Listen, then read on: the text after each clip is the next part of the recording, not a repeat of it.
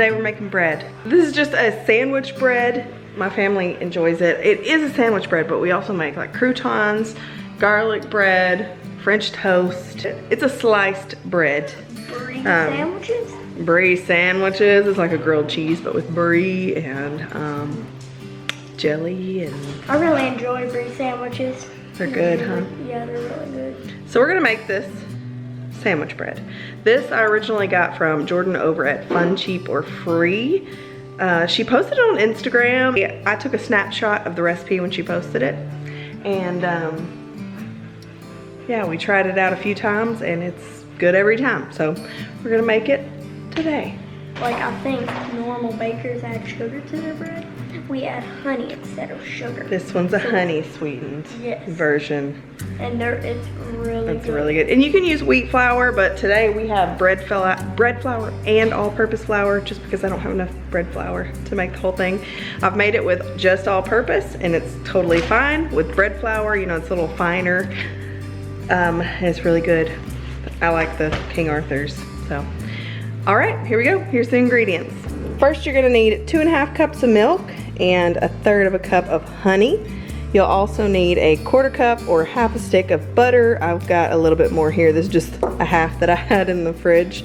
You're gonna need 1 beautiful golden chicken butt nugget. She means egg, in case you didn't know. And then 5 to 7 cups of flour. I have bread flour and an all-purpose flour here, but you can use wheat flour or whatever you really have on hand. It works either way. And then you'll also need an active dry yeast. I only have instant yeast, so that's what I'm gonna use. It's fine to use either one. And then also some salt. This recipe makes 2 loaves of bread. They stay good at room temperature for about a week, but you could also refrigerate them or even freeze them and they do really well. But first you're gonna take 2.5 cups of milk, a half a stick or 1/4 cup of butter, and I use salted, and also 1/3 cup of honey. If you didn't want to use honey, you could replace this with sugar if you wanted to, or you could use nothing. I've tried it without honey and it's good that way too, but the honey just adds a little something extra. But we're gonna put that on the stove and we're just gonna heat it to about lukewarm. We don't wanna get it too hot. We're just trying to incorporate our honey and melt that butter down really well.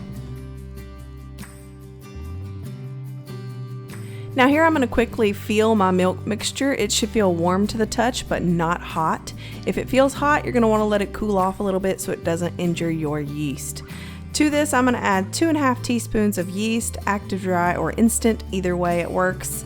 And then also 2 teaspoons of salt and 1 egg. I'm going to give that a really good mix, and then we're going to add in 5 cups of flour to start with. The recipe does say 5 to 7 cups, but you're going to add some more as you're kneading.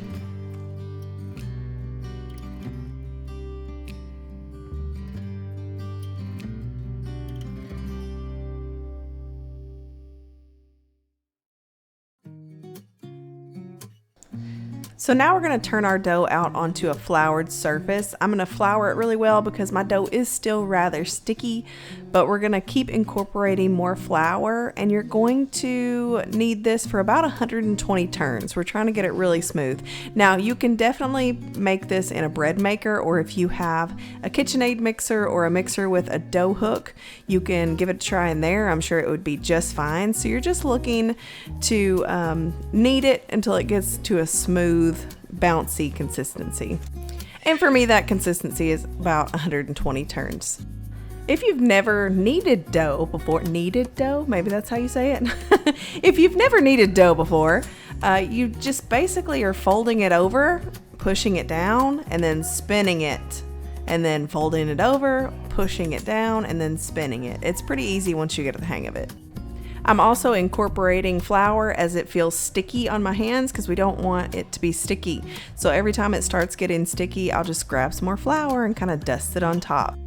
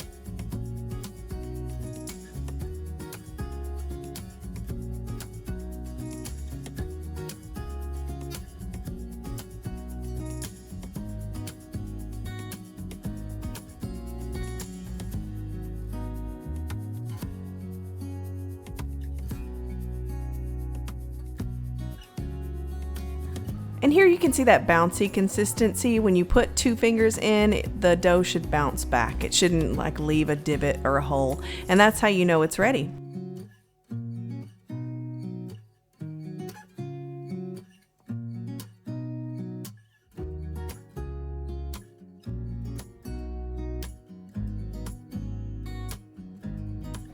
Now we're going to split this dough in 2 and kind of shape it into logs to go in my bread pans. And I'm going to butter up those bread pans. Now my bread pans have seen better days, but they still work, so there's no reason to get new ones. But we're just going to butter those up and shape them really well, and then we're going to leave them to rise.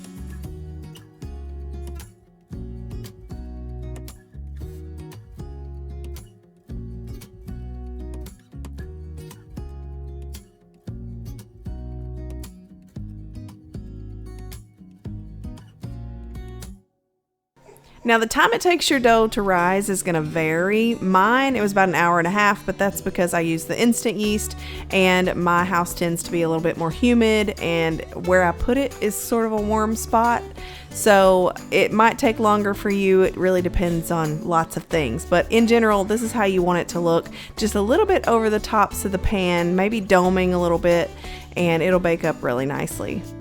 Now we're preheating our oven to 350 degrees, and this will bake for about 35 minutes. Your oven may be a little different. This little tabletop oven, I've gotten to where I know it's timing, but it still burns the top of my buns just because it's so close to all the heating elements. So yours will look a lot prettier than mine when it comes out. But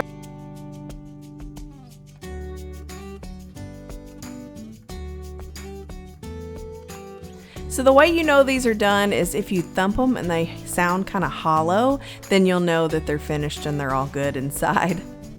You're gonna wanna top them with some butter like while they're hot so it'll melt on there, and that way it'll make a soft, nice sandwich bread.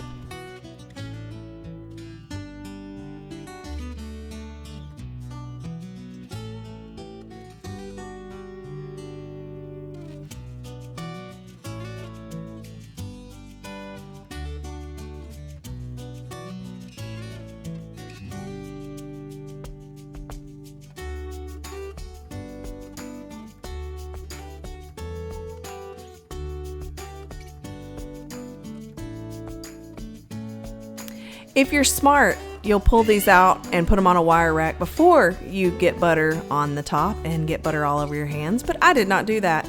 But you're gonna wanna let them cool to room temperature before you cut them open, and that's probably the hardest part of the whole recipe, is having to wait for them to cool, because if you cut in them too early, they'll be kind of gummy. So it needs a minute, it needs to cool down.